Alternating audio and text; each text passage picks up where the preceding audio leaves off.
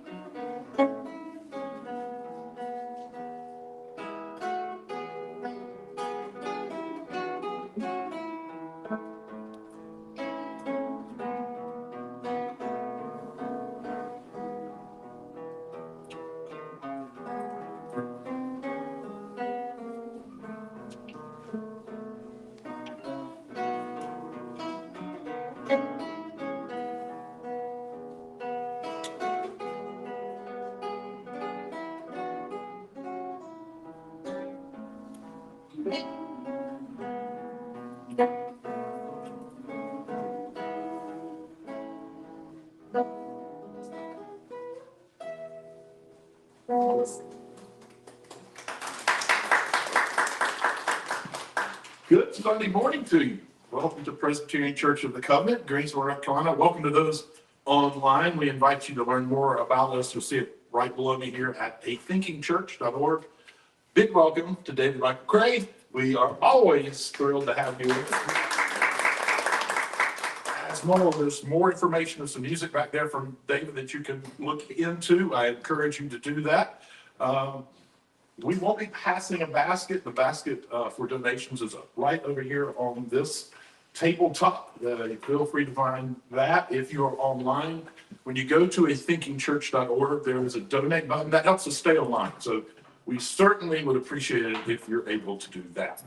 I'm going to start with a couple of readings. I decided this time we had been following after the Easter story, the stories that follow within the biblical text. I'm now going to switch over and do some stories from the biblical text that we've been kind of told what they mean, and I might have a little bit of a different approach to understanding these stories. So this one is from Matthew chapter 20, verses 1 through 16. It's from the New Revised Standard Edition, the updated version of that. Hear now these words. For the kingdom of heaven is like a landowner who went out early in the morning to hire laborers for his vineyard. And after agreeing with the laborers for a denarius per day, he sent them into the vineyard. When he went out about 9 o'clock, he saw others standing in the marketplace, and he said to them, "You also go into the vineyard, and I will pay you whatever is right." So they went. And when he went out again about noon and about 3 o'clock, he did the same thing. About 5 o'clock, he went out and found others standing around. And he said to them, "Why are you standing here idle all day?" And they said to him, "Because no one has hired us." And he said to them, "You also go into the vineyard." When the evening came, the owner of the vineyard said to his manager, "Call the laborers and give them their pay, beginning with the last and then going to the first." When those hired about 5 o'clock came, each of them received a denarius. Now, when the first came, they thought they would receive more, but each one of them also received a denarius. And when they received it, they grumbled against the landowner, saying, "These last worked only 1 hour, and you have made them equal to us, who have borne the burden of the day and the scorching heat." But he replied to one of them, "Friend, I am doing you no wrong. Did you not agree with me for a denarius? Take what belongs to you and go. I choose to give to this last the same as I gave to you. Am I not allowed to do what I choose with what belongs to me? Or are you envious because I am generous?" So the last will be first, and the first will be last. Maybe add blessing and understanding to the reading of these words. We'll talk more about those in a little bit. I also want to share with you a quote from Frederick Douglass. It was at the West Indian Emancipation speech he gave, and he had this to say: "Power concedes nothing without a demand. It never did, it never will. Find out just what any people will quietly submit to, and you have found out the exact measure of injustice and wrong which will be imposed upon them, and these will continue till they are resisted with either words or blows or with both. The limits of tyrants are prescribed by the endurance of those whom they oppress." Mike, can we get another song from you, sir? Yes. Thank you very much. So the song I'm going to play, it's not really a church song, but it has been redeemed because it was actually originally a Confederate song, a love song called Orally, and it was redeemed and become Love Me Tender by Elvis Presley. So it's a very beautiful love song.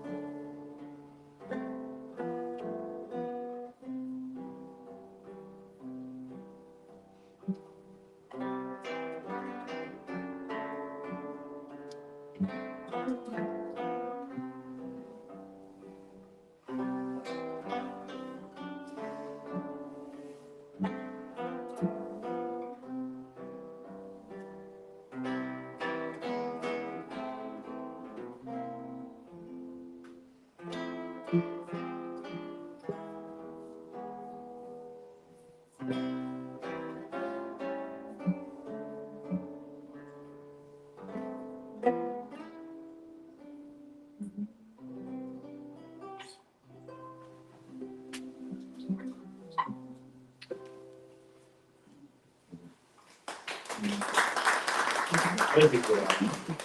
Fantastic as always. My message today is entitled "Unfair Enough to Be Good." Well, I know that seems like it makes no sense at all. Hopefully by the time we finish this, it'll make sense. Unfair enough to be good. You know, there are some stories that sound beautiful right up until you start taking them seriously. And this story from today is one of those stories. A landowner goes out early in the morning, hires workers for his vineyard, promised them a fair day's wage, and he goes back at 9, noon, 3, 5, 1 hour. 5 o'clock is just 1 hour before the day is going to end. And when the work is done, everyone gets paid the same. Same wage, same dignity, same provision.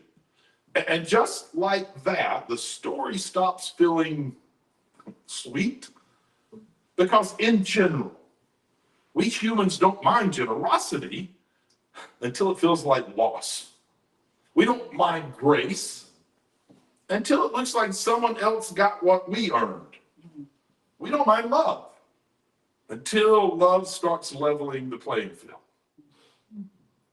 And then we hear ourselves saying the same words as those early workers in our story today. These last worked only 1 hour, and you gave them equal pay to us. Equal. That's the problem. Not that the latecomers got enough, but that they got the same. let's clear something up. This is not, like many ministers have probably said in the past, a story about heaven. This is not about who gets in and who gets out. It's not about a cosmic payroll system where God is keeping score. This is about how the world works and how love, real love, refuses to work that way.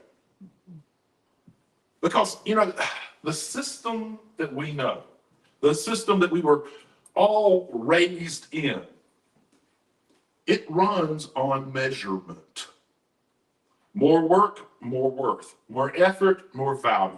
More sacrifice, more reward. The system feels fair. It feels even logical.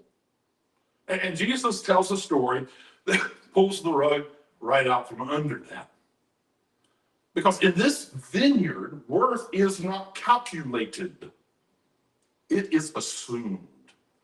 Worth is not calculated. It is assumed. Let's talk about those late workers. The ones that were standing around still at 5 p.m. They weren't lazy. They weren't even avoiding work. They were just unwanted, passed over, ignored, left behind by a system that decided who's useful and who's not. And the landowner keeps going back again and again and again. Because love doesn't stop at the first round. Love keeps going back for the ones who were overlooked. Love keeps going back for the ones who were excluded. Love keeps going back for the ones that the system said did not belong.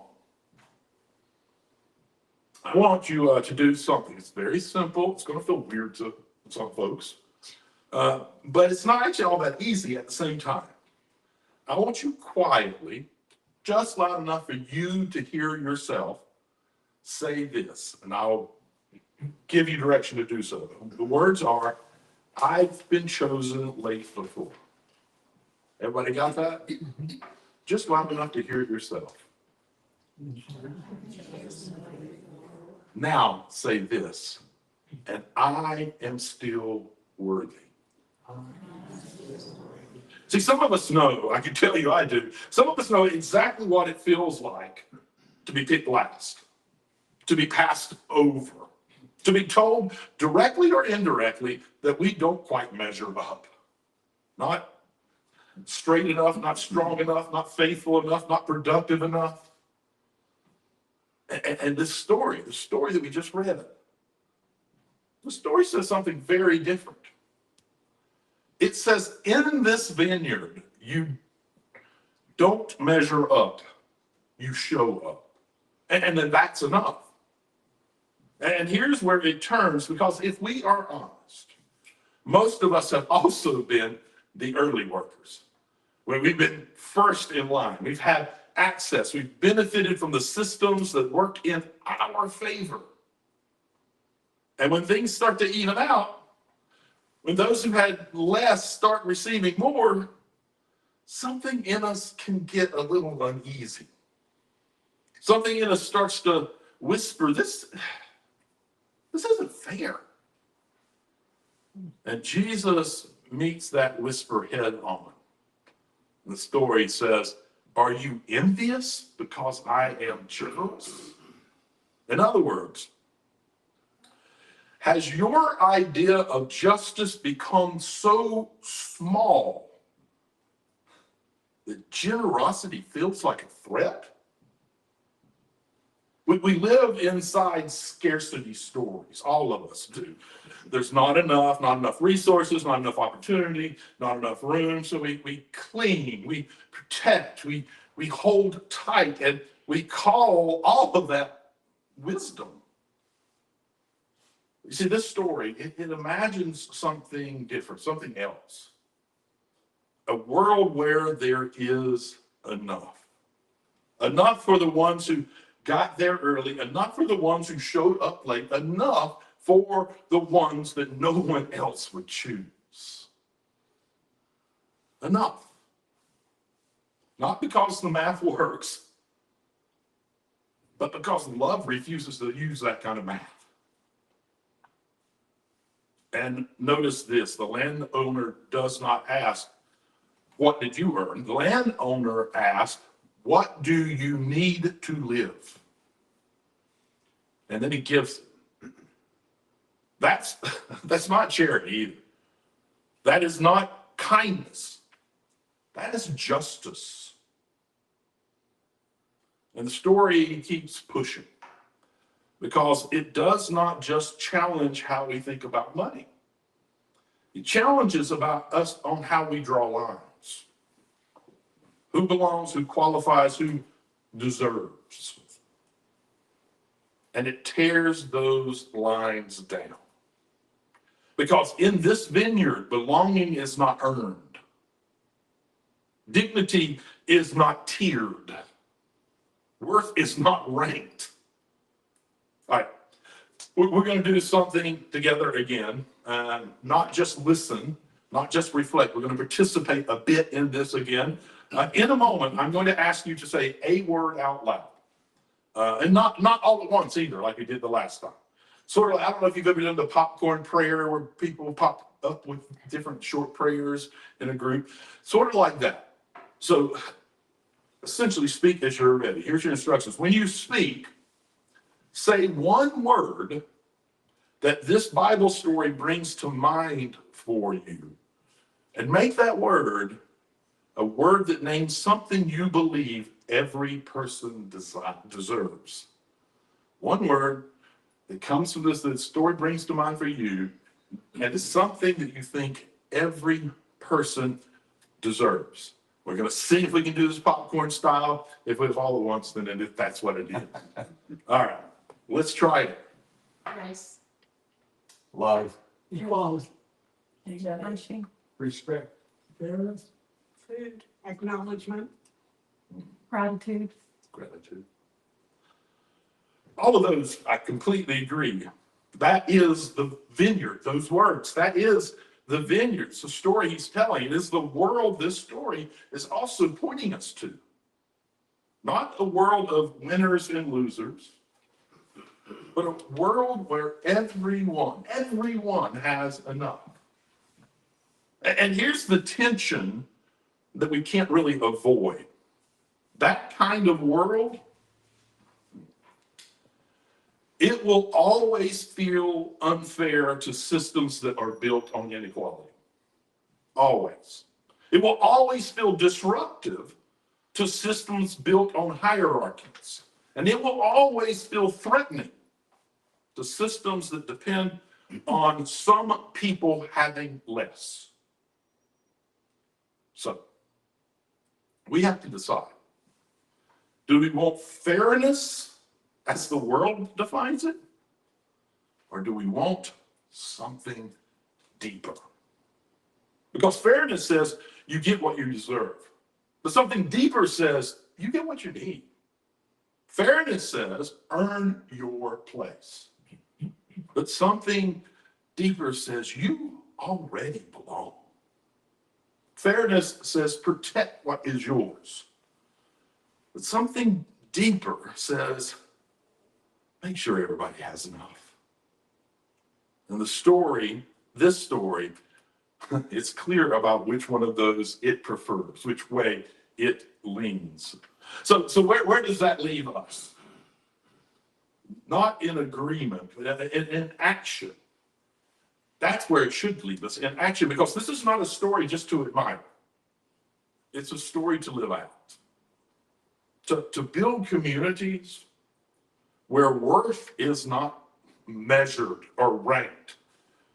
To create spaces where dignity is not rationed out. To show up in ways that say no one is too late, no one is too broken, no one is too much, no one is not enough. Because the vineyard is still being built. And love is still going out early in the morning, midday, late afternoon, right at the last hour. Love is still going out, still calling out, still inviting, still insisting there is room, there is enough, there is always space for one more. So go. Go into a world that counts and compares and categorizes, and live like love refuses all of that. Feed people who have not earned it. Stand with people who have been passed over. Disrupt every story that says some people deserve less. And when someone says, that's not fair, well, let that be the point. Let that be the point, because love was never meant to be fair. Love was meant to be just. And justice? Well, justice is always worth the disruption. Never forget, love is not fair. Love always looks the value of each person and declares it loud every time. Let me ask you for another song. This is, I sing the mighty power of God.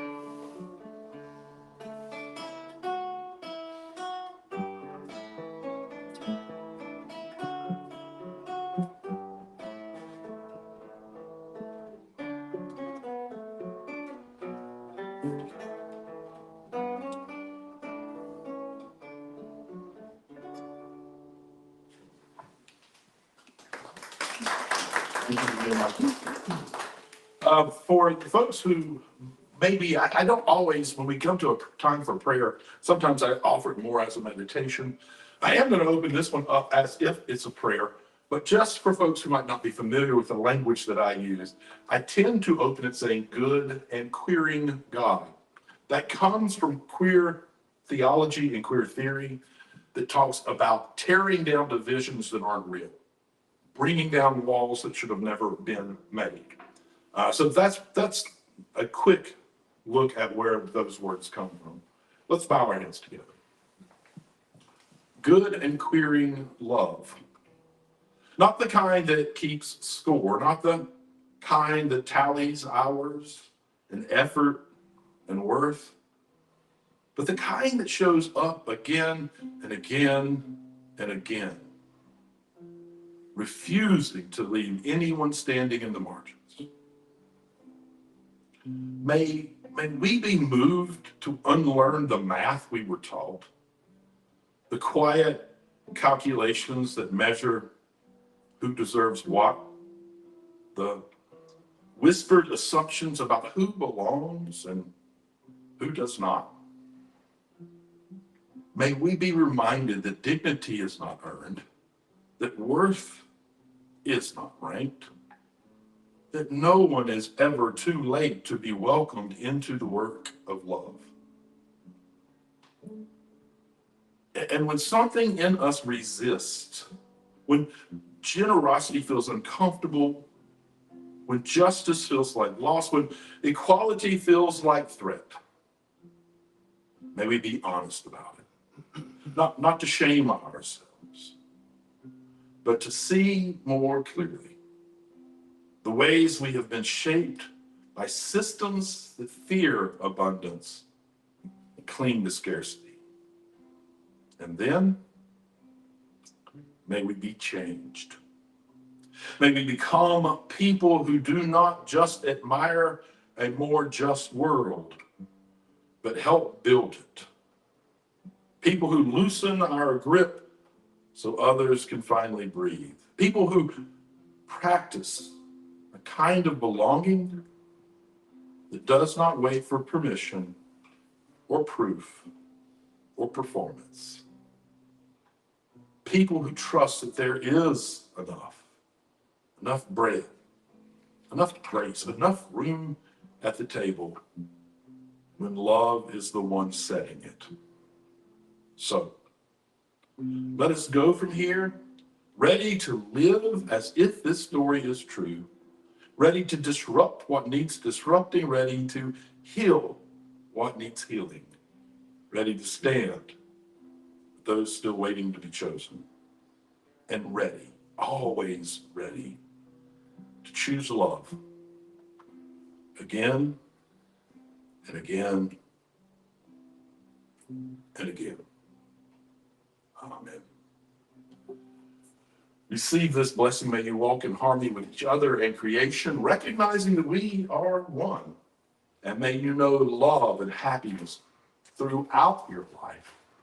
And may your words and your actions share that love and happiness with all of those you meet.